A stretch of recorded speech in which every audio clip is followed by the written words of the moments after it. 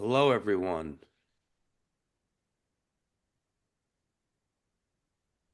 Morning, brother Larry. How are you? Real well. How are you, Brett? Good, thank you. Good, good.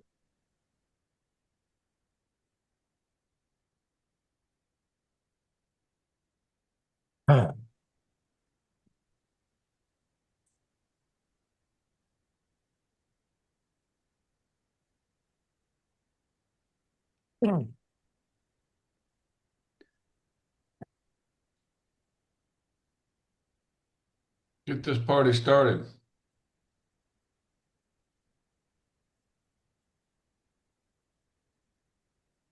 Is Mike Bell on the call? Yes. Yeah, Okay. I'm here. All Yeah, I'm right. looking. I'm looking for Blair Daly. He was here and gone, and don't know whether he's come back. He's here. Yeah, I saw him. There he Yep, is. I'm here. Oh, hi, Blair. Hello, Good. Mike. Can you just check your microphone, Blair? Yep, checking, checking. You can hear me, Okay, right? that's good. Yep. Yep. Lovely, lovely, fantastic. So I think we're about good to go, aren't we? Thank you all for coming. So let me find my bit of paper. Where am I? So, just to remind you, this is a legislative engagement project. The idea is to hear from people who've had a go at engaging with their local legislature, either successfully or nearly successfully, to try and learn general lessons from them. So far, we've had six speakers, and I've done a compilation of five of them. I haven't included, um, who have I not included? But Brain's Gone Dead. Uh, the other guy we had last time, sorry, my brain's because his approach was much different. He's the guy, Robert Gaza. Robert Garza. That's why. Sorry. So I'll be recording our sessions today and then see what I can make of that in terms of some shared guidance. I think it might be like two versions. One, a kind of more general version, which reflects what most people have said, and then perhaps a kind of slimmed down Robert Garza type version. But I think we may hear some similar things to that today. So, without much further ado, can we hand over to Blair Daly, who is from Washington State, where he has made several attempts at a commission for boys and men and nearly made it. But perhaps we should hear from Blair as to what he actually did. Sure. Hello. Yeah, thanks for having me. I did make some notes on stuff I wanted to share on for a number of reasons, but it's been a fun journey the last 5+ years. So I started what is now called Washington Initiative for Boys and Men in 2021. And so one of my learnings was to choose a good brand. Because the first couple years I was operating, my brand was called Equality for Boys and Men. And for a number of reasons, that's not the best brand. And I'm glad that I rebranded in 2022 or 2023 to Washington Initiative for Boys and Men. And I have not regretted that name change, and it's worked well for me. So I do operate at the state level. I've chosen to really focus my attention on Washington State. So that's a state of 8 million people, half of whom are male. So that's a 4 million target population that I aspire to be advocating for. And another choice I've made is to be very broad in my advocacy scope, in the sense that I say that I advocate for like related to all boys and men's issues, all boys and men's issues. So I don't specialize in anything like fatherhood or suicide prevention or labor kinds of issues. It's all issues, and one of the things that enables me to do is to write and produce videos on a wide range of topics and to connect with a wide range of people. Because it's all boys and men's issues, and it's all it's boys and men from all ages and all backgrounds in the state. That means there's so many points of overlap in what I work on and then what other organizations do. So Washington Initiative for Boys and Men doesn't provide any services or run any programs at all. We just are all about advocacy. That's how I say it. And so I started this 5 years ago. I lead it. But over the years, I've cooperated with more and more people who've, I would say, have been brought into my advocacy coalition or advocacy network that I lead. And um, so just for some context, so I live in Redmond, Washington, right next to Seattle.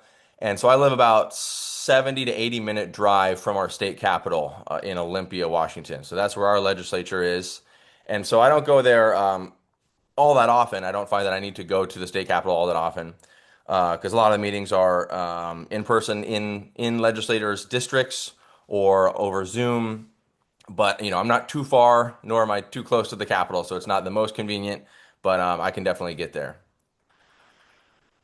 Um, Checking my notes here. So I started this, like I said, in 2021, and I just learned on the fly. And I basically that has pros and cons to it because I didn't, I didn't overthink things, I didn't overplan things, I didn't have a strategic plan, I didn't have a mission statement, I didn't have a vision statement, any of that.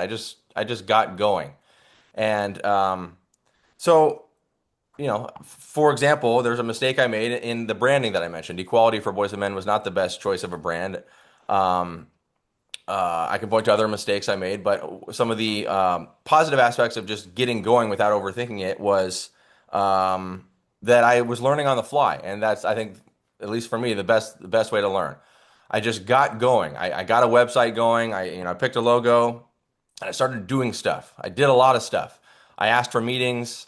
I did these little mini campaigns. I started documenting how those campaigns were going, and that's why I started a website in the first place. Was so I was like, I need a blog where I can document these little mini efforts that I'm making to make a positive difference and to influence organizations to be more male friendly and to be inclusive towards men and to, if looking at domestic violence, for example, um, and we're seeing homeless organizations that are saying, one of the causes of homelessness is a abusive father. And so that was one of the very initial campaigns I undertook was to explain to them, well, I think that should be abusive parent. I think we can acknowledge that an abusive parent would be a cause of homelessness, not just abusive fathers.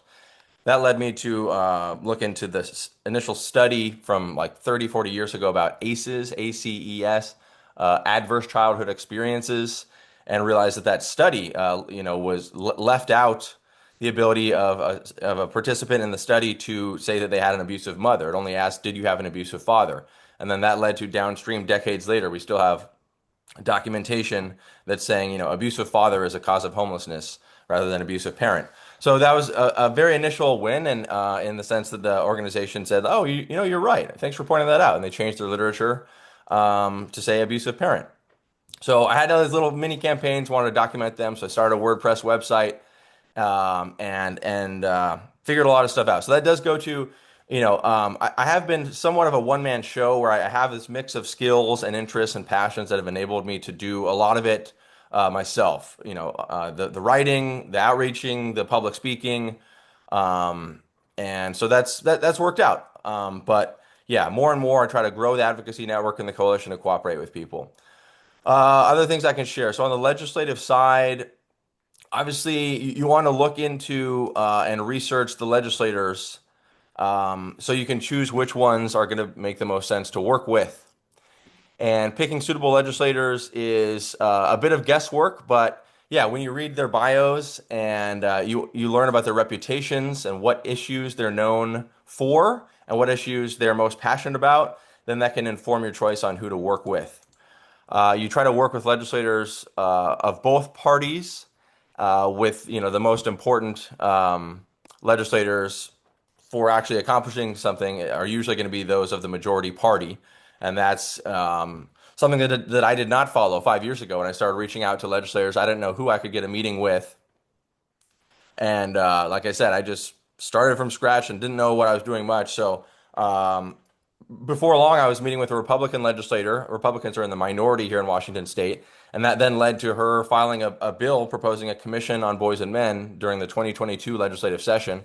And years later, we haven't gotten that bill passed, but she has continued to be a champion for the boys and men advocacy wellness cause in the legislature. And that's had pros and cons because she is in the minority party.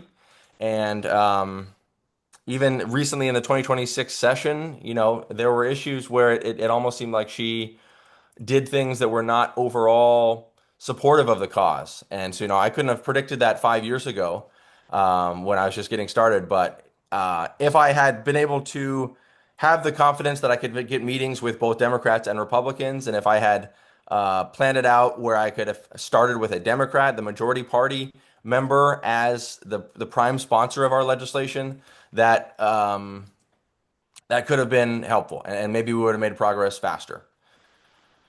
One of the things I do is follow the local news closely. So again, my choice to do Washington Initiative for Boys and Men and focus on Washington State means that I do intentionally say no to a lot of things that are national related or international related. But being able to say yes to Washington State means I can follow, I can spend a good amount of my time and energy following local news here. So I subscribe to 5 or 6 local news outlets, and there's not that many journalists that cover the state legislature. I'm sure it's that way in many places where they say journalism is dying. There's fewer paid journalist jobs, so there's only a handful of email lists to be on where I can get either daily or weekly updates about what the legislature is working on, different profiles of legislators. And that really makes me have a lot of expertise. And I feel like when I'm in the room with people that are not regularly following the legislature, they can look to me as an expert who really knows what he's talking about because I follow the local news.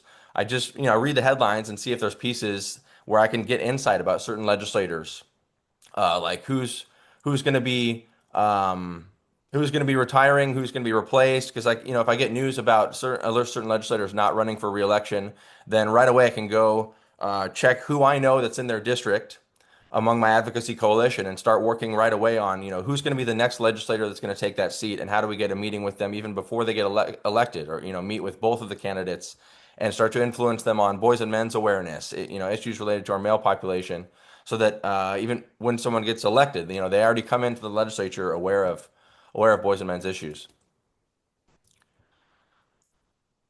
Looking at other parts of my notes here. So when meeting with legislators, obviously you just want to make a good impression. And so that includes, how you dress, how you speak, how prepared you are, and who you bring with you.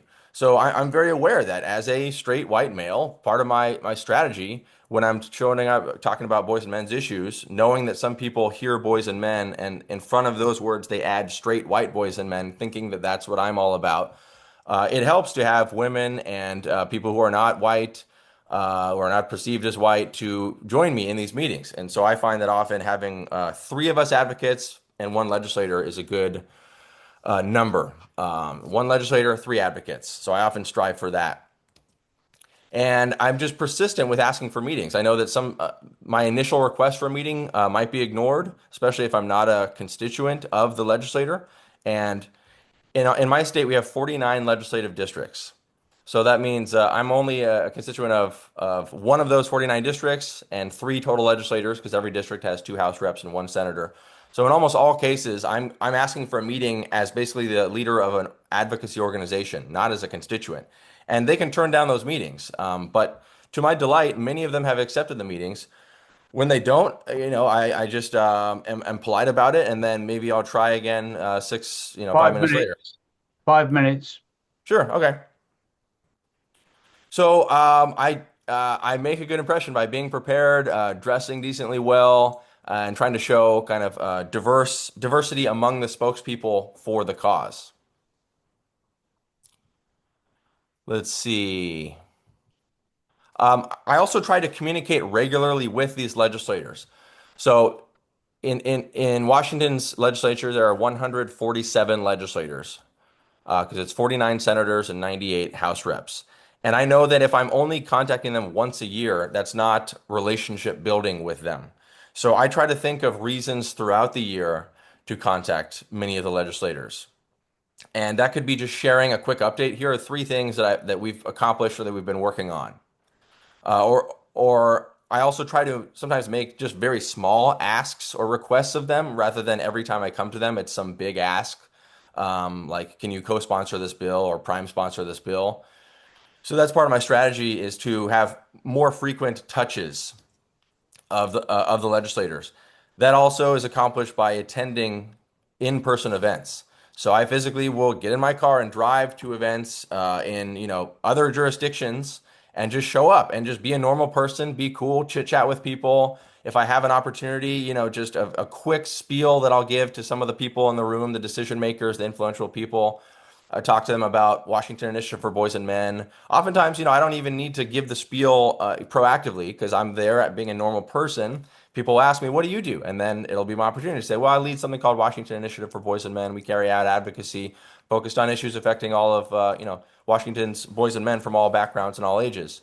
And then oftentimes, because I'm there in person, they're going to be polite to me. And even if they don't have that good of impression of this idea that boys and men have issues, they'll politely listen. But oftentimes they're really open-minded, and I'll make all kinds of new connections that way, grow the advocacy coalition, and then invite people onto my email list. I've known since I started this that getting people on my email list was a priority, and because that's how I could keep my issues in front of people. And it's been a slog. It's been really hard. It's not easy to grow your email list with quality subscribers. Quality subscribers meaning people that are actually going to open your emails and engage with your content at least a little bit. But I do use Substack, and I am productive in terms of content output in a way that I know that many people, it's just unrealistic to be. But I have for the last 5+ years put out one new article or video every week. And I do what I think of as advocacy journalism, where I do some deep dives and I really investigate some issues and write articles. So I do put out quite a lot of content, and that keeps me engaged, always having new stories that I'm working on.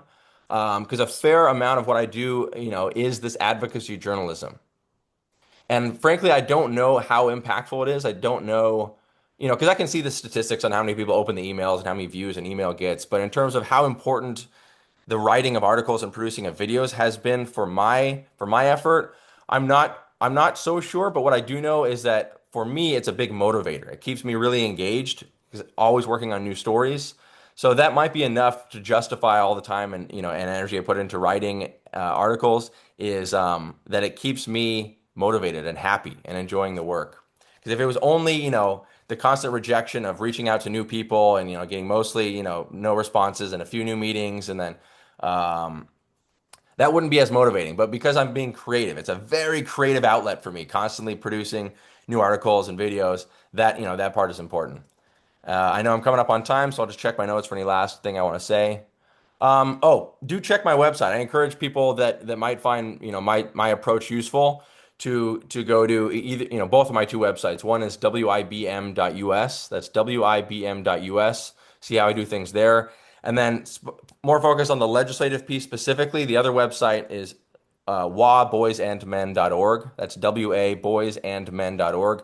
That's the website I established specifically for this proposal for a Washington Boys and Men Commission. So that's kind of the grassroots hub for the legislative advocacy for a Washington Boys and Men Commission. And you can see how I lay things out there with a page where we list all of our endorsements. So those are organizations that have said, we're behind this idea of a Boys and Men Commission. We list all the media coverage that we've gotten for the cause. We list Washington state specific statistics.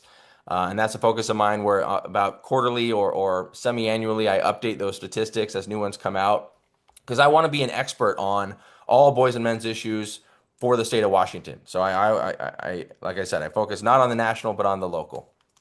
And finally, I'll give one example. So try to be useful to other organizations. Don't constantly be self-focused, but find ways that the work that you're doing connects with the work that other groups are doing and then be useful to them. So for example, the Washington Building and Trades Association. The Washington Building and Construction Trades Association is the umbrella body that kind of represents all of the state's labor unions that do construction and building. So there's like 40+ unions that are under this umbrella organization.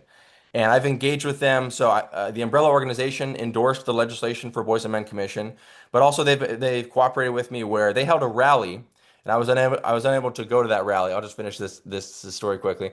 I was unable to finish that. I was unable to go to that rally, but they sent me video clips from the rally, and then I edited it into a video, and then I posted that video, and now they have a video that's the highlights of their rally that they held, and now they're sharing my video and saying thanks to Washington Initiative for Boys and Men for making this video of a rally, and it was about a bill that they did succeed in getting passed. So it's just being useful to another organization by creating something that they can use and just kind of showing that cooperation. All right, I'll end there. Thank you very much, sir. We'll have to leave your questions until after the three speakers because you used your full 15 minutes. And to keep schedule, I'm going to go straight over now to Emma Johnson. I'm sorry, I've lost no, clicked the wrong screen. She can't be with us today, so she has, because she got some big opportunity. So she's made a video, and she has managed to get a Men and Boys Advisory Commission in Virginia. So I'll just share my screen now, hopefully. There we go, and play her little video. So store your questions up, both for Blair and for Emma. Right, are you seeing a screen with a lady Yes. on it? Yes. Okay, that's good. Sorry, I couldn't be there live. So I'm recording this. I hope it's helpful. I will just say on the front end, I'm always available for additional calls, one-on-one emails. I'll share my email. And I just want to be as helpful as I possibly can. So I was invited to come and speak about legislation in Virginia to create a commission for boys and men, which is today on March 12th. I'm recording this, is expected to get a final vote. So we can have an update soon. But I'll give you a quick background on me. I hope this is helpful. My background is in journalism, media marketing, which I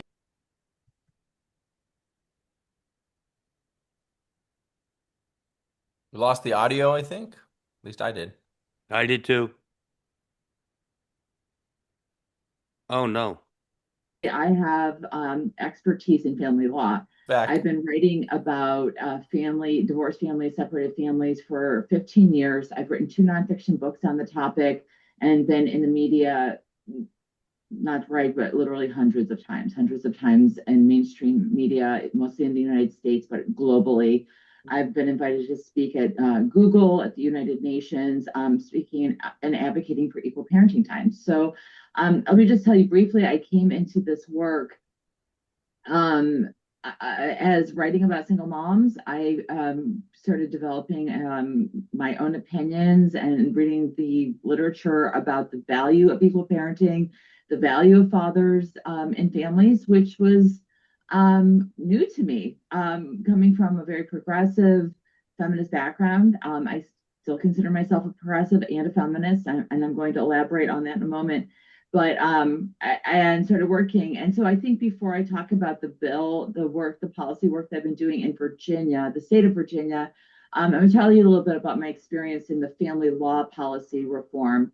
I don't consider myself an expert in policy, and I got really involved in advocacy work and focusing on media and storytelling and sales because I saw a lot of bad policy work being done in family law. So I'm going to share some learnings that I've gathered over the years about people working on equal parenting legislation.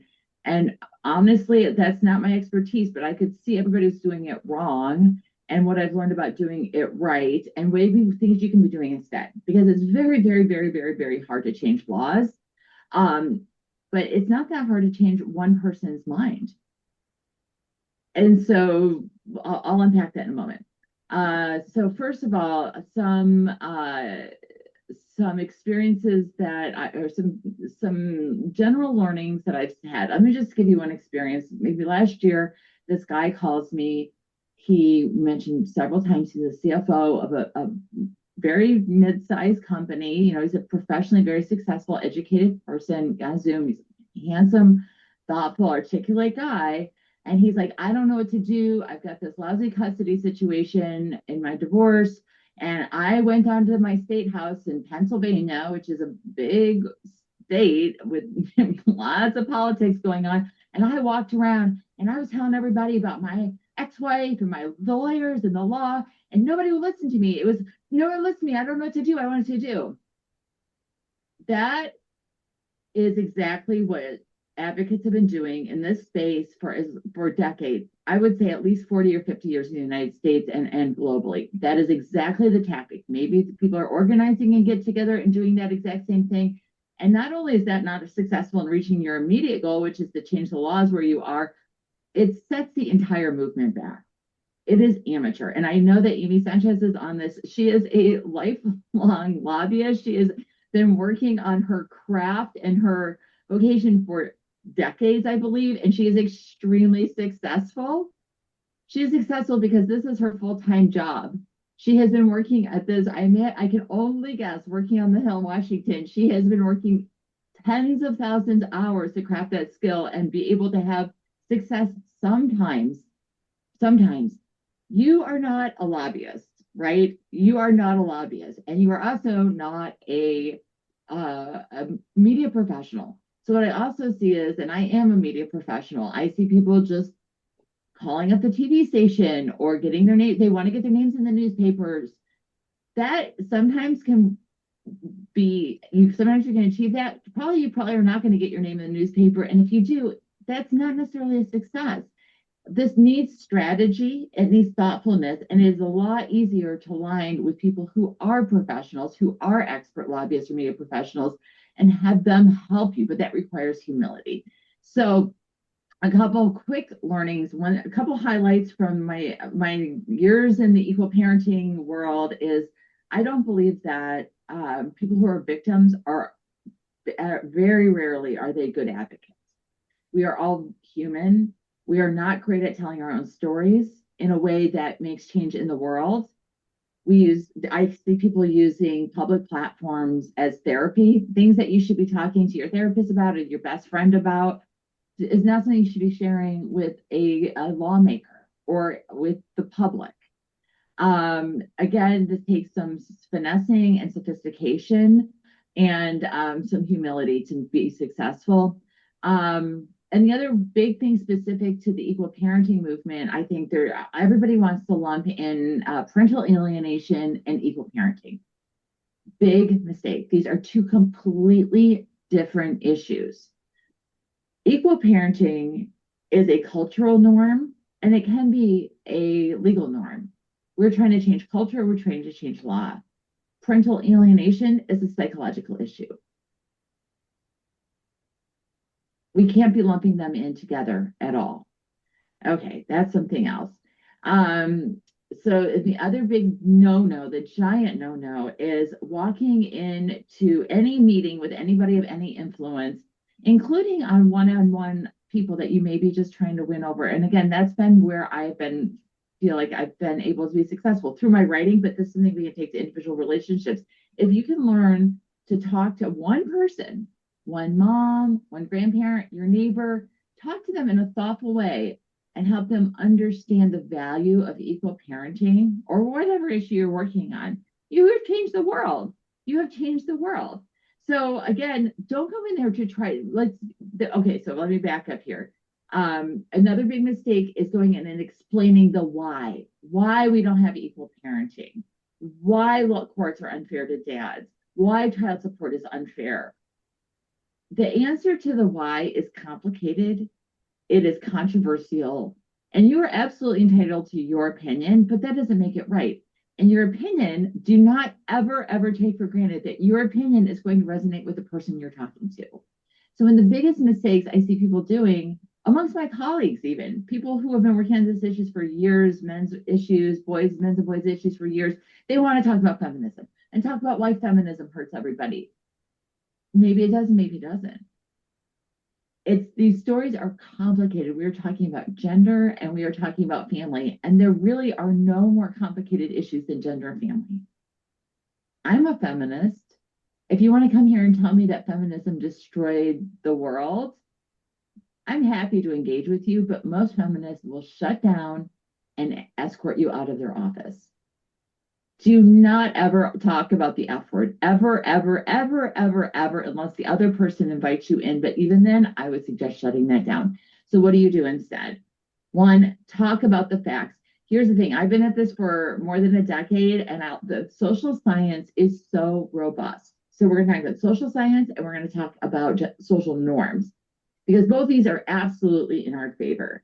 So if we could say, if you go in and say, look, it is a foregone conclusion. We know, and you know, if people know now, the tides have shifted. This is our saluters. The person you're talking to knows that dads are important. They know that.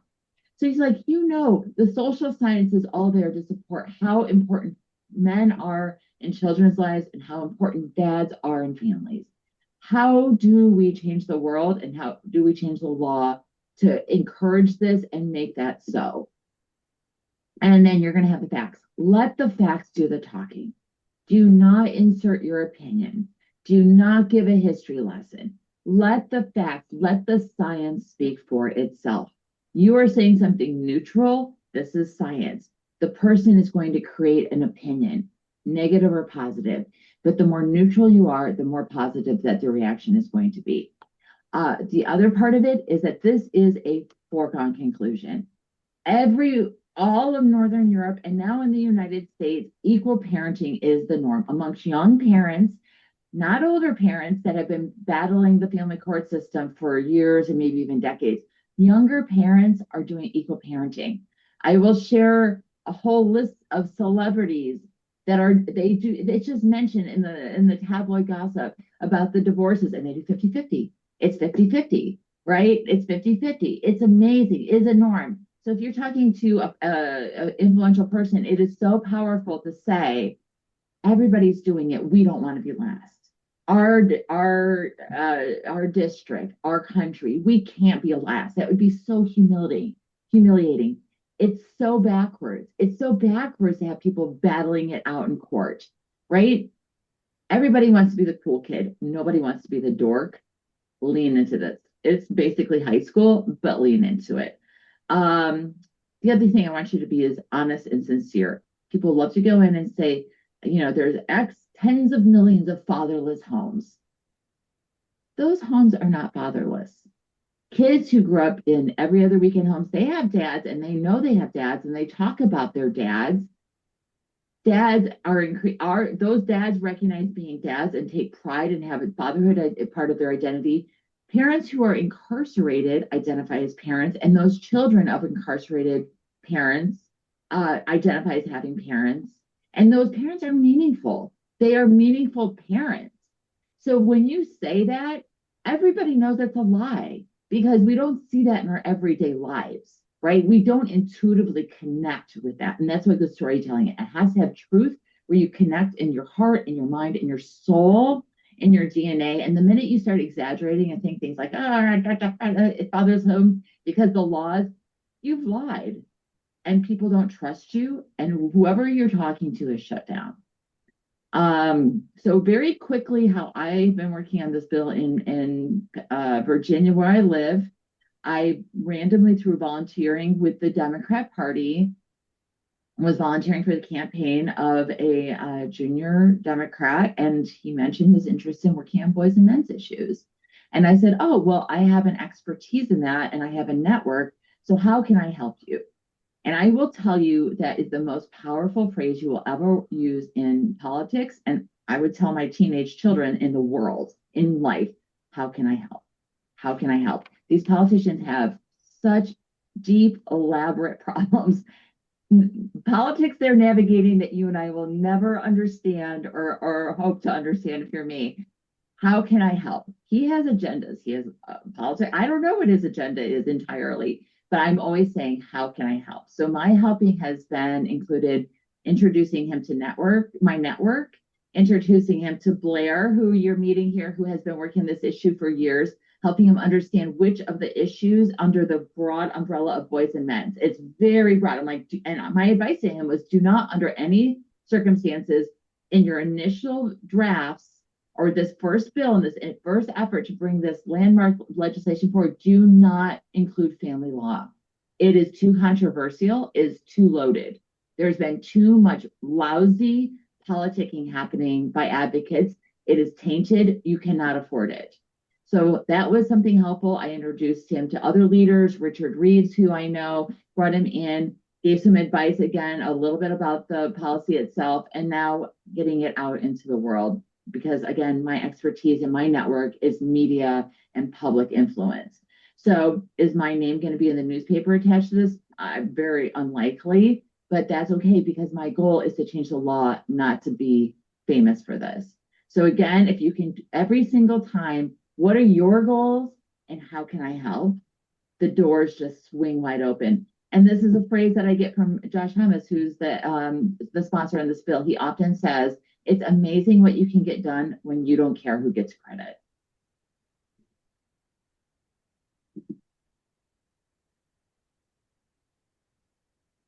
Right. So, that was great, but we are well up to time. Amy, are you there? What I was thinking was we've had two speeches now without any questions. And if it's all right with you, Amy, I'll just give people a little bit of space before inviting you in. Is that all right, or are you in a hurry? Yeah, I mean, I am in a hurry because I got a hard stop, but I'm happy to shorten it up and uh, you know, No, we'll go with you now, and then we can ask you questions, and then we can, if people have stored up any questions to the others, then we go. sure. So, Can everybody see my screen? yes. Okay, cool. So I'm Amy Sanchez. I am a registered federal lobbyist. To give you a little bit of background about me, I've spent almost 20 years in DC. I'm a former general counsel for a Senate committee. I've worked for 4 different senators, leaders of the committee over that period of time. I worked at the Pentagon for a couple of years. I've also worked at the private sector, and I've worked in nonprofit NGO space, working on advocacy issues. To give you a little bit of idea of what I'm kind of going to cover, and I'm going to try to do it as briefly as possible because I know we have had 2 really great speakers who've gone over a lot of content, and there's some desire to have some back and forth. But just a little bit of overview of what lobbying is versus like what people think it is. A basic overview of Congress and the executive branch from a lobbyist perspective, and then I think where it's most relevant how we use lobbying to get the White House Council on Fathers and Sons Act of 2026 introduced just last week before, and then questions. So what is lobbying? It is essentially the communicating directly to a political decision maker about a specific view or issue towards a defined outcome. This should be contrasted from what I think a lot of folks in this space are familiar with is grassroots lobbying, where you are talking to the public, trying to get them to to communicate with their own members and towards on an issue towards a specific outcome. But lobbying for lobbyists is essentially using your personal relationships and with key politicals in the administration, in the White House, and in Congress to do something specific, whether it's a bill or an executive branch initiative, a department agency initiative, or some action by the White House. This is, like I said, different from grassroots lobbying, where you're dealing mostly with kind of the public. You're dealing with the advocates. Here it's just you and the decision maker. So who do we as lobbyists lobby? We've got the 3 branches of government. We, as by matter of law, do not deal with the judiciary. We focus in this order: Congress and the executive branch. That includes the White House as well as individual departments and agencies. We really focus on these 2 in order of priority. Congress, it's really the most impactful long-term way to ensure the executive branch is implementing a program and doing it the way you like. You put it into law, right? Like you codify it. Folks in the executive branch, in departments and agencies as politicals, they come and go every 4 years. In Congress, depending, in Senate, you have the 6-year terms, House, you have 2-year terms. You tend to find the same members over and over, particularly in leadership positions and committee chairmen who've been there for a while. So it helps to get you some longevity when you're talking directly to Congress. There's also access points. It's just easier to deal with, 435 House members, any one of which can be your access point to success, or 100 senators. versus just the handful of folks that you have in the White House, and then just, the handful of politicals that you have spread out through departments and agencies, some of whom, may or may not even care or have a, department agency that's, related to what you're working on. Overview of Congress, for lobbyists, we really kind of focus on, the power centers. I know Blair talked about it a little bit. We do power mapping. Generally, you've got, the Senate and the House. This is important because, we look at this in terms of, like, I look at it personally in terms of language, right? DC has a very specific language that they speak, and each, whether you're talking about Congress or the executive branch or the upper chamber, lower chamber versus an individual agency or department, everyone has their own dialect. And what lobbyists do is communicate in the dialect that that particular, person on the other end of the conversation understands. So generally, when you're looking at things, you look at your members, who is your own member, who is the committee leader of the committee of jurisdiction. You're looking at also leadership, because let's be honest, we are in a kind of a politically driven time where basically everything is politics. And so you want to make sure that your effort is, you're putting your effort in the place of, position of the, to be most successful. You're talking to leadership, you're talking to the majority leader, you're talking to the minority leader, you're talking to your whips, you're talking to your caucus chairs, you're talking to, anyone in a position within that body who could potentially advance your issue just a little bit farther. I show it's supposed to be the 19th Congress, but the divide really hasn't changed. It's very evenly divided. So generally, when you're talking about a specific bill or something that you're working on because you actually want to see it enacted, you're going to make it as kind of, I don't want to say bland or benign, but you're going to make it, communicate in such a way that it appeals to the broadest possible audience, right? You're going to stay away, like Emma said, using words like feminism or things that can be politically contentious. You want to appeal to a kind of bipartisan, audience. So how does this relate to the White House Council on Fathers and Sons Act of 2026?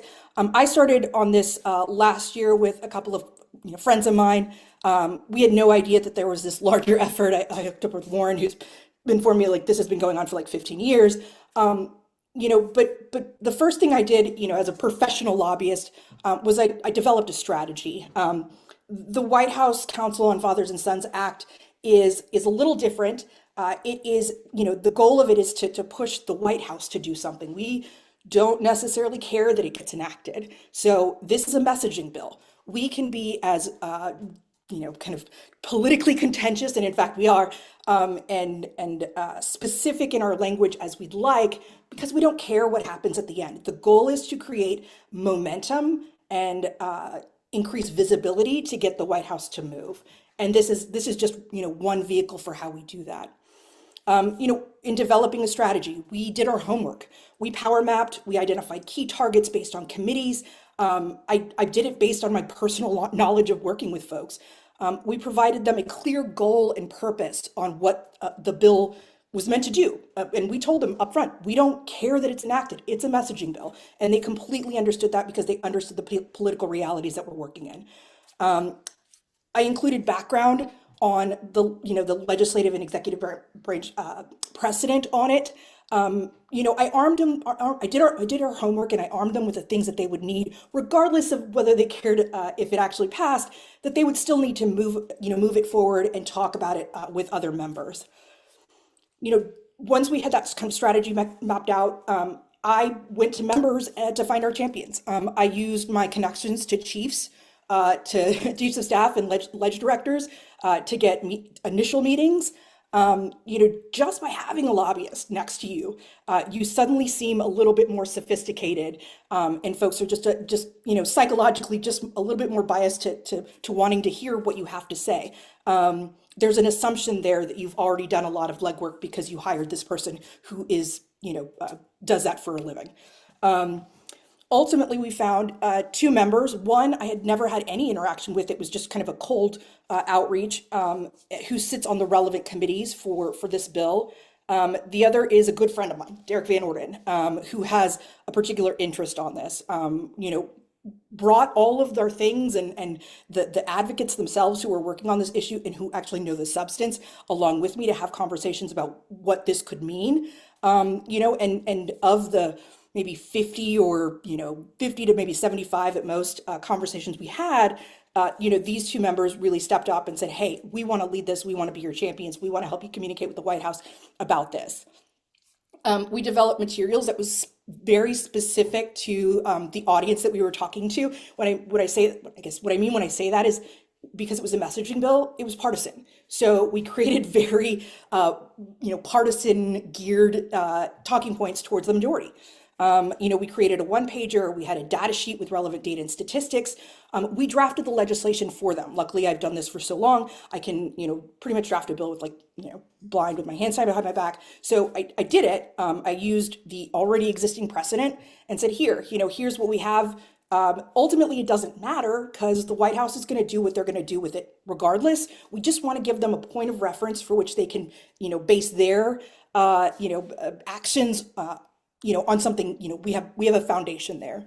We published op-eds. This is kind of what Emma does with her work, aimed at specifically the DC audience. We aren't aiming for like the New York Times or yes, the Washington Post, but really, more or Hill-based publications, Roll Call, CQ, The Hill, etc., to get this point across and to help find our champions. And we made a clear ask. Look, we're just asking you to champion the bill, introduce it. What happens to it after that is really, we're not putting that on you. And help us facilitate these conversations with the right people at, the top level departments and agencies who can really make this happen, as well as the White House. After a year, we were able to get this introduced. It was introduced a couple weeks ago. We are now going to be able to leverage that to go in to talk to leaders of HHS, of DOJ, of even the Department of Defense. We've had really great conversations because, we're talking about a very, male-centered audience, and talking to them about how to build support and gain visibility with the White House, who would ultimately be responsible for taking action. This is, I think, some of the things that like Blair and Emma have already talked about. These are kind of common sense, but, just, do come prepared, do be on time.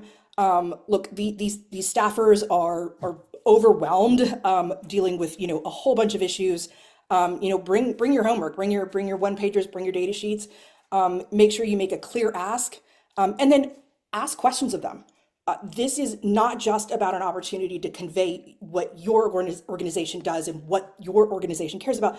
This is an opportunity for you to get knowledge and a little experience, gain that from the person on the other side of the table. In this case, the staff or the member, about, what is the state of play in the chamber, in Congress as a whole, politically for moving this. And what do you think, can get us to the place where we need to be?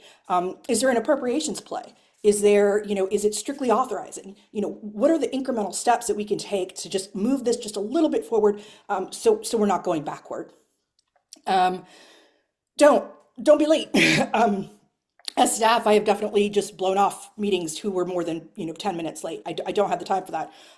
If you're scheduling several meetings in a day, make sure to put enough space in between the meetings so you have time to get from one point to another. Meetings on the Hill are 30 minutes maximum. I've seen offices that do it in 15-minute increments. So you want to be incredibly efficient with what you are putting in front of them. Make sure you have your one pager and refer to it rather than just kind of explaining, here's what's in my one pager. Make it personal and compelling, but also focus really on data. Make it more personal and compelling if you're dealing with the House. They're extremely parochial. If you can find an advocate or somebody who can speak to the issue from their own district, you are going to be exponentially more effective than if you were just coming in as a DC old hand. In the Senate, it's going to be more about data. This is the deliberative body. Again, it's about the dialect of the language that you're speaking in DC. And then really, I mean, that's really it. So I'm going to stop there. Hopefully I cut within my time. I don't know how to stop sharing this. There's a little red button somewhere that says Oh, there stop it is. sharing. Oh, sorry, it was behind my. Thank you very much. As Yeah. you're on a deadline, can I suggest that people ask their questions to Amy first, and then we'll come back to Blair, unless Blair is on a deadline as well. So got a hand up from James Semred. So the question, because I go to DC and I lobby Congress primarily on the issues of the defense spending, and I've had the experience of going into Democratic offices and Republican offices, and I don't really want to get into that kind of issue, but we and I have also been to the Michigan Bar Association. And they're overwhelmingly for shared parenting and things like that. They don't vote for shared parenting. And there's a lot of bad actors. There's good actors. There's bad actors. So I think the messaging really needs to be, succinct. We need to be very professional and.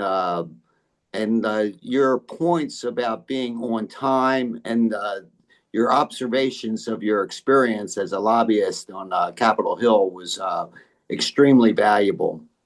So thank you very much for that conversation. I guess I really don't have a question, but I do think that we do have a dilemma here in the world, quite honestly. And fathers need to be recognized. We have to be careful that we eliminate the bad actors because there's bad actors on both sides. And so how we coach that is, I think Davia is doing an outstanding job in accomplishing that. Over. I guess I didn't really have a question. Okay, do we have any questions for Amy before she has to go? If not, we got a Glenn. Yes, Amy, I wanted to ask if you had any suggestions as far as reining in, training, or managing people with their personal stories when you are, assume, advising them as far as training them to go in and present a short story to a legislator. Yeah, I mean, we tend to do that like ahead of time, right? Like we give them a bit of a script. More often than not, I found people are if you give them the left and right parameters, they will stay within them, but you've got to be very clear on what those parameters are and why. We don't talk about this feminism because it will cause a political reaction that will get us kicked out of the room, right? Like you just got to give them that reasoning, and then just give them the talking points that you want them to cover. I mean, it is their story, but you're guiding it, you're massaging it. This is primarily kind of what Emma's area is, because she deals a lot with communication with the larger audience, but it's much of the same thing when you're talking to a specific audience. And then during the meeting itself, I just that's what I'm paid to do. I'll just direct it right back to I'll cut them off and direct them right back to where we need to go. That is absolutely your job as a lobbyist, is to make sure that you're hitting the right points. You can kind of have the conversation afterwards about like how you do that, but in the moment, what matters is what that member is receiving. Okay, Brett. Yeah, I just want to say thank you, Amy. I mean, your point is something that we all need to recognize. When you say you're not worried about the end result or the outcome, this is a messaging. That for me is so powerful, because a lot of times we think that, we need to get this legislation passed and do it, but sometimes we just need the messaging to build the momentum before we even start looking at that. So I just want to say thank you for saying that, because that's a lesson that we all need to learn in this movement, that we may not get a legislation, but the message and the collective message is really more powerful in a moment, because at the end, you're getting reach, you're getting breadth, you're getting depth, and you're getting that support. So I just want to say thank you, to make sure that we recognize what you said about this is a messaging effort. Thank you. Yeah, absolutely. And I will say this to add on to that for even for the bills that you want enacted, it is so rare that you have the momentum, already kind of in place where you can, and the issue is timely, where you can offer something the first time and get it done all the way through. Like that just doesn't happen. Realistically, it's because you've put the issue in front of the committee staff, the individual members to find your champion multiple times. I mean, there is only so much oxygen in the room for any given conversation, and frankly, these conversations tend to be the last kind of conversations that they want to have. So, it's more just persistence, than it is, kind of the work that you've done. Okay. So if you need to rush off, Amy, then that's fantastic. I hope you don't mind if I contact you to follow things up. I'm going to be going through this video line by line, and I may have some questions, maybe others do too. Can we? I would just say my contact information is in that, but feel free to send it out to this group. I'm happy to to the extent I have time to answer questions individually from advocates who are working in this space. Yeah, I think what we're all trying to do is work out what are the best things to do and what are the things to avoid. How can we be more effective? Sure. You seem to have got a slightly raw deal there, Blair. Hope you don't mind. So we can come back to questions to Blair if you have any. Stephen. Yeah, Blair, you mentioned that you made a branding mistake when you started off with calling your organization Equality for Boys and Men. Could you elaborate on why you think that was a mistake? What happened? Well, the word equality there is contentious. A lot of people would scoff at the idea that men and boys don't already have equality. So you're starting off with negative reactions from some people. Also, at least in my state, equity is more of a popular concept among Democrats, majority party Democrats, and among progressives and liberals than equality is. It seems like the concept of equality has gone out of fashion some. So that's another reason. And then thirdly, just saying Washington Initiative for Boys and Men makes it more clear what this is about. Because I think if you hear about an initiative for and then a population group, then you can assume that it's about supporting that population group in any number of ways. Versus equality for boys and men might come across as a narrow thing about it, specifically about, I don't know, is this really a circumcision thing, an intactivism thing, or is this really a family court thing? So those are some of the reasons. Okay, anybody else for Blair? If not, I've got one, which is if you were to get your commission, what difference would it make? Well, one of the things I say often is that, I don't view the creation of a government commission on boys and men as the be all end all, which is why I'm constantly working out, to carry out advocacy to improve boys and men's well-being, to improve male life outcomes outside of government. So, I want to pursue all paths. And one of the paths, because in Washington we already had recently created Women's Commission and LGBTQ Commission, it showed that our state government was already recently in the business of creating these gender-focused commissions. So that seemed like a worthwhile endeavor to pursue. But also, so much of what I do is not specifically focused on getting that commission created, although it supports that effort. But it's like grassroots lobbying advocacy outside of the government realm through my articles and videos that I create, through meetings that I get with all kinds of nonprofit organization leaders.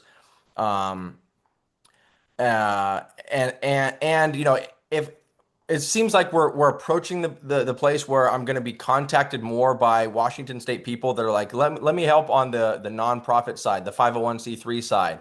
Let's get something set up where we start applying for grants and get money flowing your direction, Blair. And so that's all outside of government. I'm supporting, I'm pursuing all directions to have some, normalization of the reality that boys and men are a population group that do have a set of challenges that disproportionately affect them.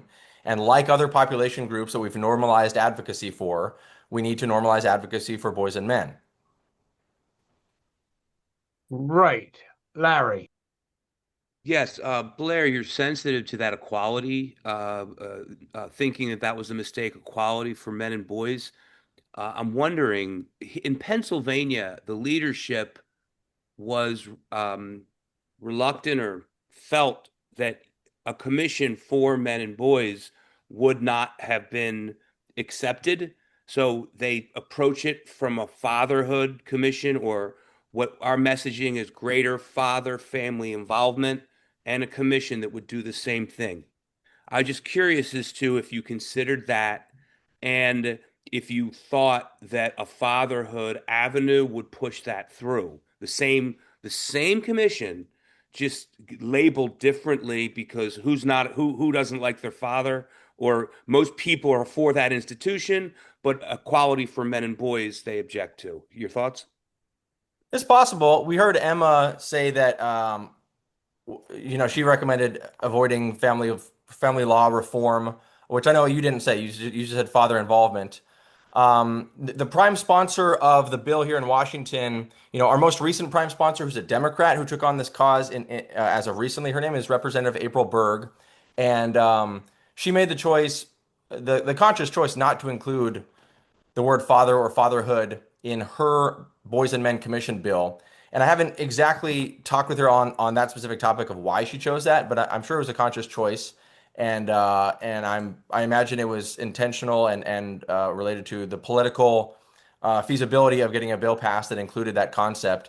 In Washington, we have a Washington Fatherhood Council, and that's actually a government entity that was initiated by our Department of Social and Health Services. It's now been moved over to our Department of Children, Youth, and Families.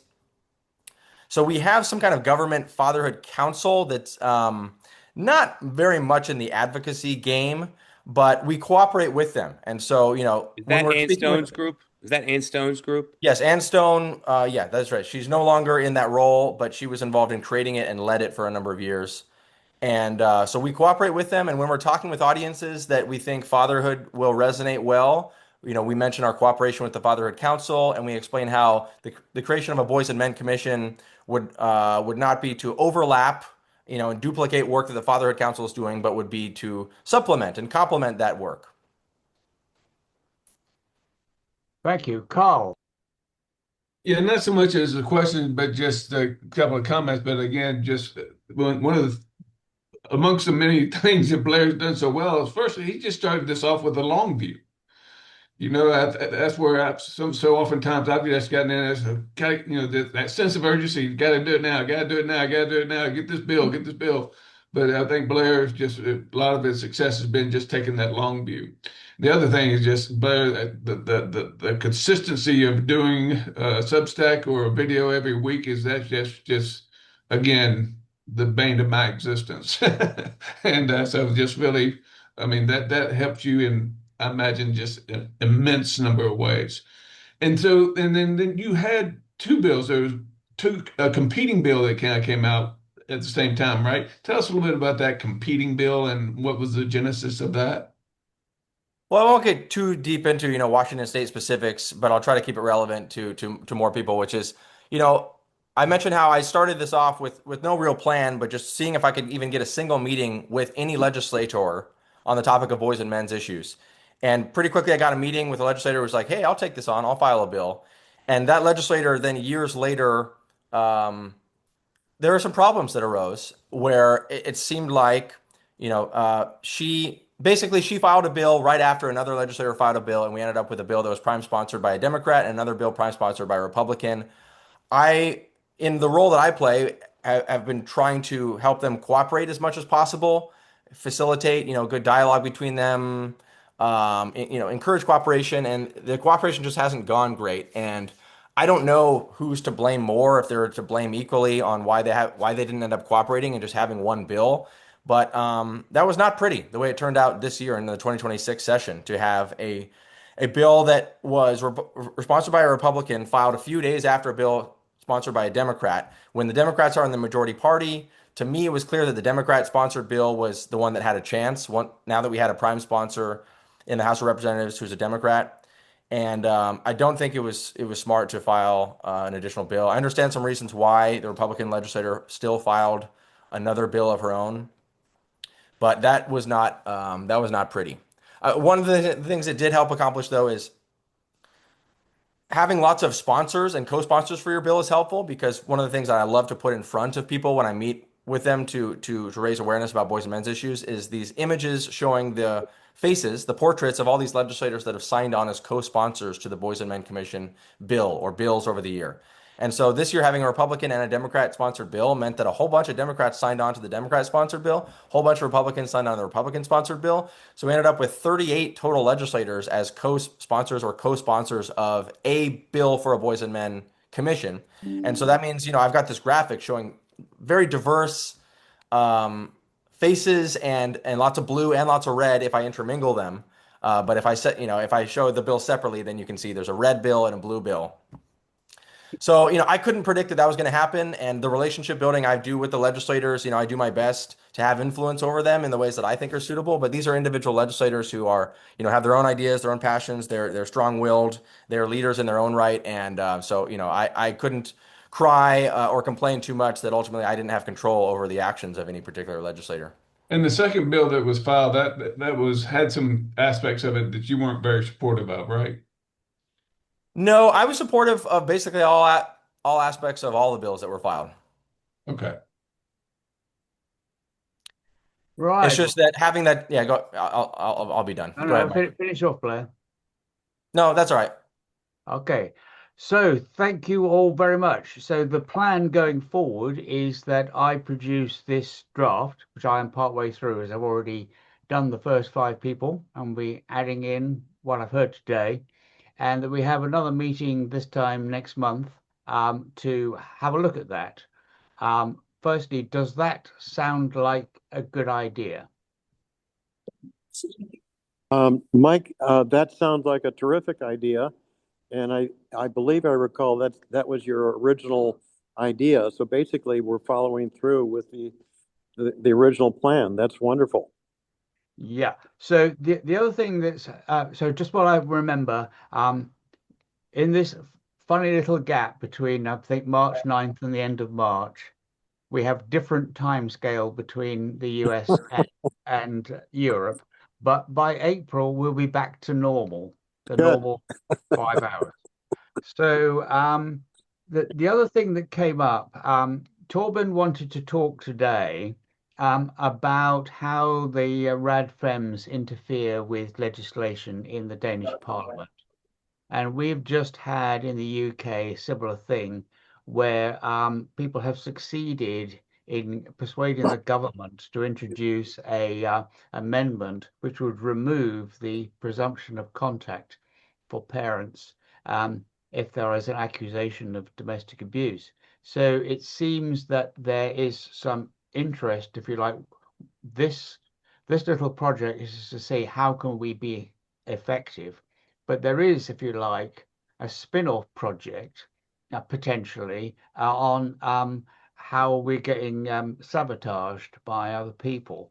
Now, as I understand it, Ed, I think that Torben is going to talk at the ICMB meeting on the 14th of April on that topic. So my feeling is we'll have a listen to that and decide whether we want to include that. I don't know what people think about that idea. Mike, my and Larry, correct me if I'm wrong, but I think people on this call are similar to the people who will be on the April call. So, I mean, Torben always had wonderful, great insights. I don't know. That's just sort of my initial reaction. Yes, but I thought we'd listen to what Torben has to say, and then if you know what I mean. Sometimes people make a great talk and then it just disappears. But if there are other people who have got other interesting things to say around the same topic, then maybe at a future meeting we might invite them along and try and pull together something on how these, because in many ways we need to learn how these other people are so damned effective. They're better than us at it. So I'm going to inject. I think one of the most powerful things that Ed is and Larry have emphasized is that is the incarceration rate, okay, and it's usually men and boys that are get incarcerated. When I was at the Navy War College, they said all wars were perpetuated by men. Okay, but you could probably argue that point. But I do think that we have some empirical, some statistics, some science that shows that there are many social ills that are directly related to the lack of boys and men in a child's life. Over. So Okay. if I can, Mike, I want to share what happened this past Thursday in New York City. It's related to what we're discussing, especially about this issue of messaging. So and Larry was there as well. So Larry, feel free to chime in. But we were asked to give a presentation to a group of about 100, mostly almost all women, and I think they were pretty generally conservative. And we had several presentations. My presentation was asking a question: is there such a thing as patriarchy? Right? Um, and so obviously we're talking about we're addressing a question that's probably underlies a lot of these issues, but maybe are a little bit difficult to talk about. So anyway, so my presentation basically went through the 12 areas of male disparity one by one, providing the actual data. And 3 times in that presentation, I said, there is no such thing as patriarchy in Western societies, right? And I said it with some level of emphasis just to make sure everybody heard that. So bottom line is nobody took issue with that basic conclusion. So I share that because I think that belief that there is such a thing as patriarchy is one of the biggest barriers that we face. Again, it's not an easy topic to raise, especially with a lawmaker or staffer. But I'm just sharing that experience just because I think it's notable that we're at least we're beginning to talk about this myth that's getting in the way of programs that are designed to help men and boys. Can I just add on to what Ed was just saying? I don't know if you are all paying attention to what's happening on social media, but there are significant, and when I say significant, I have never seen this. There are significant number of women who are online social media who are talking about the struggles of men, how women have been unjust to men, how women are the feminism crisis, and women have done all like the amount of women who are and have made videos chastising other women about their narcissism, about the fact that they're the reasons why our society is so broken, how our men or males are removed. That I mean, I've been studying this for the last 3 years, and I'm telling you, the movement of women coming to the aid of men is powerful. I mean, you look and listen to the videos of what they're saying, calling their sisters out, calling their queens out, saying, hey, you're the problem. You're the one that's doing this. You're the one that's responsible for this. Stop treating him like that. Stop doing that. Stop holding his kids against him. Stop using sex as a weapon. Stop using sex as a bargaining chip. I mean, you sit back and you take a look at this and you feel this sense like, oh my God, we finally are now getting to that point where women are calling women out and really putting a spotlight on this. And I think that's powerful. It's powerful because it's not men chastising women or calling women out or saying women as much as women are the ones seeing it and now coming to our aid. And we should recognize that, right? We should recognize that there is this significant movement of calling out feminism as one of the reasons why a lot of our social and societal challenges are the way they are. So I've connected and I'm connecting with some of these women because just to say thank you to them, because it feels like I can take a breath. I can take a step back and just watch our women, our sisters, our queens fight this battle for us after all this time that we've been doing it ourselves. And it's very important for us to think about that in our efforts in what we're doing, that we are getting that collective support now from this other side. Well, it sounds like there's another meeting to be had where we invite these women to come along and talk to us. So Yeah. first hand up is Carl. Then Well, I Pete. mean, just to follow up on Brett's comment, but absolutely, there's two worlds, right? Social media and legislative. I think Emma said it best, and again, it's something I constantly wrestle with is that F word, right? You know, when you talk about that F word in the legislative realm, it's just not going to go anywhere. But in the general public, especially as we try to get more and more, you know, Colorado being so deep blue, and the chore is to really try to message those in the middle. That's where I'm trying to get to and figure out again, how do we message all that constituency in the middle without leaning on the F word? And that's just hugely challenging. Fantastic. We're about to run out over time, so we're going to take Peter and then Larry, and then I think call it a day unless somebody's got something really urgent. Oh, I'll keep it short. First, a question to Carl. What's the F word? Feminism. Oh, okay. Okay.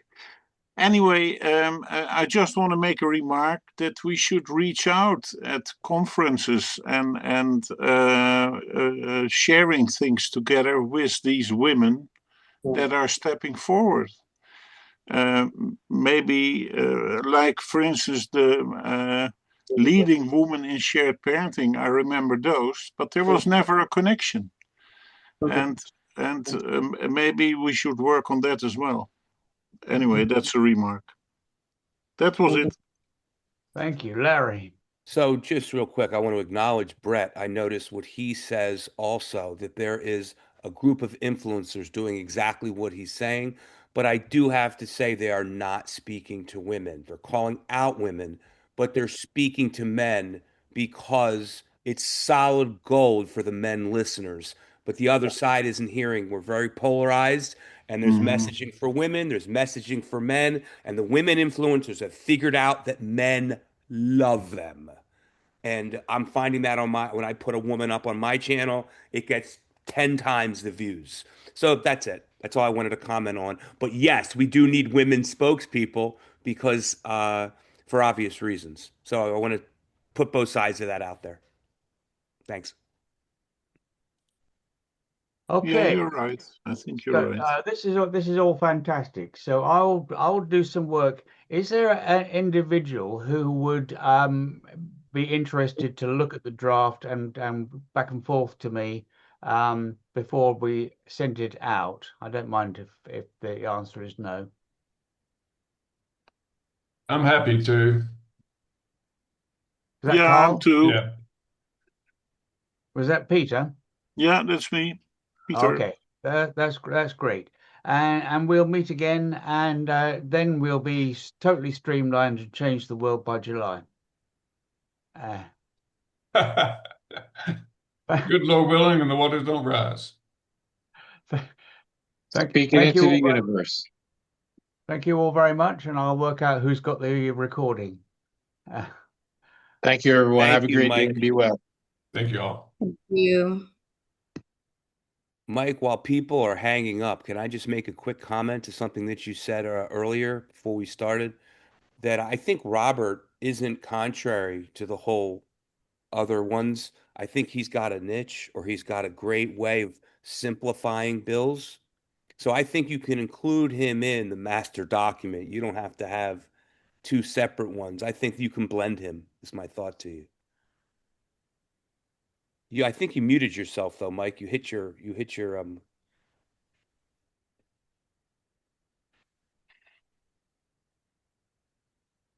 You're Ron, still you're still muted. muted. There you go. Yeah, so the reason is, Larry, is that I produced this first draft and was filling it in with yours and Mark Brooks and and Melanie's, and there seemed to be some synergy between those views. And then I came to Roberts. I'm thinking, this is actually a different approach. This is like a sort of slimmed down, one act, few people, um, boom, boom approach. And I think if I include it, that difference will be lost. And it might be very interesting to observe these two things separately, because some of the things that, for instance, Emma said today, chimes with the spirit of what Robert is doing, I would say. But there's a difference between I'm thinking about it in the UK. We spent a lot of time, getting a kind of family court, family separation reform group going, and an all-party group. But what Robert says is just draft the amendment and find somebody. And it's like a really short process. But So he's, but I think what he's doing, instead of passing a law with everything he wants, he's taking one right, element. So I will just include that. But I think that you can yeah, contrast or to say, because like it's one thing to create a commission and ask for funding, because that's what you need the coalition to build money. But when mm, you just say, okay, like for instance, I think Emma made a comment about not liking anything about family law reform, but Robert is family law reform. quite. I was thinking the same. Yeah, Yeah. So what he's saying is, but this isn't going to cost you a dime. All you have to do is this. He I would call what he's doing fixing loopholes. He has yeah, found loopholes because his wife or the mother of his child knew how to work. She was spending her complete existence on finding loopholes and absolutely exploiting them. And he's saying, I'm just closing the loopholes my wife found. That's what I well, think Robert's doing. yeah. Well, what I'm going to do, if unless you tell me definitely not to, is I'm going to go with the long and the short version. For instance, one of the things that's happening in the UK at the moment is that they're going to have this short clause in a bill Ah, you just went out on us. Your which is going speaker to remove. Sorry. just came back in. Your speaker Okay. went out very briefly, just came back. Go, keep going. Oh, okay. It's the radical feminist trying to get at me. Yes. Um, and there's a lot of people doing a lot of organizing, contacting all sorts of people to try to oppose this clause because it would make a big difference. But my thought is, what would be the Robert Gaza approach? Obviously, he hasn't got this clause, so the Robert Gaza approach, I think, would be instead of trying to oppose the clause, how about introducing an amendment to the clause? That is, you don't oppose the clause, you simply amend the clause to include something really sensible and uncontroversial about the role of fathers in the family. That might work. I That's think I think we should maybe invite him again and give him a little bit more time if you think that it's worth the separate, ask him. yeah, Ask him what he thinks yeah. because he's so Uh, effective. well, yes, I mean, yeah, it's like if he's that effective, why don't we just do that? On the other hand, you may well be right. I don't have a settled opinion on whether you're right that he's just picked a few easy things and we're trying to do harder things. I think it's his spot. It's the selection. It Yeah, is the difference. It's not that he's so charismatic, although he is, but that's not his special sauce. His special sauce is it just doesn't cost money. yeah, People love doing things that don't cost money. yeah, yeah, They don't have to raise taxes. They don't have to be accused of spending, but they're improving things. I think it's his selection of the idea is where his brilliance lies. Okay. Anybody else? Oh, the Well, one I other have thing is when I'm sorry, I don't want to filibuster. Peter, did you want to say something? no. If this finishes your discussion, it's better because I have a question. Uh, Oh, I and was just going to say, Mike, with the sharing with Peter and us, one thing I did with the New York Declaration is I sent it to everyone who showed up and gave them an idea to just put, and then you're the arbitrator. You put accept, reject on a shared Google Drive. You can hear all comments, and it seemed to be popular. And then it's your baby, it's your show, it's your thing. You just be the one sole administrator that chooses um, and you could even have what I did is I held a meeting about what we chose. If I don't know if you recall that, but I did do that, and then people all discussed it verbally. It wasn't so much a vote, but yeah, you just go by consensus or majority rule, or like I said, you're the final arbitrator. All right, that's really what I just wanted to share. Peter wanted to go. Go ahead. okay, yeah, I have a question because I was late. I was at 5 o'clock, but this was because I thought the meeting was at 5 o'clock, but probably it started earlier. And I'm No, a it's bit confused about this starting of meetings, also on the 14th of April. okay. So can I just fill you in, Peter? What's happened is in the States, their summertime started on the 9th of March, and our summertime starts on the end of March. So for a very short period of time, we don't have the same number of hours as we normally have in the year But what period between of time? Till just when? from the 9th till the end of March. Then by next month, we'll both be on summertime. So we'll be back to your normal gap. I mean, the normal gap in the UK is 5 hours. Signing And off, what? guys. Mike, thanks. Peter, good to see you. Take care, guys. And what's the normal gap now till the end of March? 1 hour less. So that is, it's Okay, so normally, for me it was 6 hours. The difference, I think. yeah. So it's 5 hours. Okay, so that But means that meeting started 4 o'clock till the end for me. yes, yes. Okay. But Mac, I think perhaps you can chip in, Mac. Mac and I have had a discussion about this, and he did put something in the message, I think. So just double check. You can go, you can just go online and say convert Washington time to Netherlands, and it'll give you the time. Okay, okay. And then one more question because I missed this meeting. Is there going to be some sort of summary of it? Yes, And can you share that? well, there's going to be the recording, which we can certainly share. Um, and what I'm going to do is go through the recording and the summary of the recording Yeah, because I have two drafts at the moment. The long draft, which is a amalgamation of the first five speakers. Then uh-huh, and so I'll be adding um, to that by going through Blair and Emma and Amy.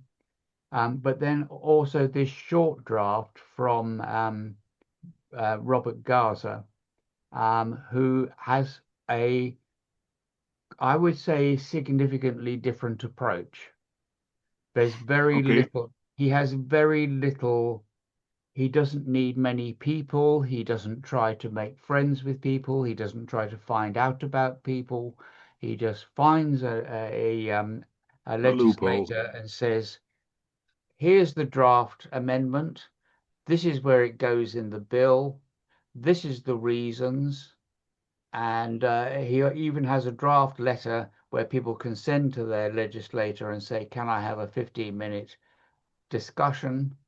And there's quite a lot in what some of the other people have said about, I mean, for instance, one of the things that Emma said today was that people come along with far too much energy, and they try to tell their story, and they think their congressman is going to be interested.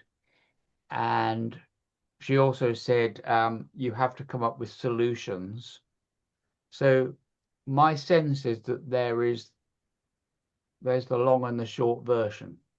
Is that making any sense? Yeah, it's making some sense, but can you share what was discussed this meeting? Somehow, I would like it in writing as well, some summary or something. I don't know if there's an AI summary or. There are lots. Can you fill us in, Mac? I can check and Mac see still if there? something's available. Yeah. Okay, could you share it, Mac? If it's available, I'll check around. Somebody must have one. Yeah, Okay. I think there's somebody. It's got Peter's Fathom note taker, and somebody else had a Fathom note taker. And so, you were recording Yeah, it, but weren't I you, was Mac? late. I was at 5 o'clock, so it's Yeah. no use. Peter started at the end of the meeting, and Yeah. I usually don't record, so that's why I didn't volunteer that. I'm hoping it worked. If it worked, I can definitely forward it. Oh, Okay. Do okay. you need my email address or you I have it have it. somewhere? I have it. Okay, great. Okay, dog. Okay. Well, we'll let's hope we've got a recording, because I was relying on it, but we'll find out. Other people have it. Yeah. Somebody has Yeah, one. but I don't because I was late. So I That's all remember. right. understand. I'm just talking We'll let you about. have something, Peter. Okay. Thanks Okay. very much. Bye Thank for now. you. Bye-bye.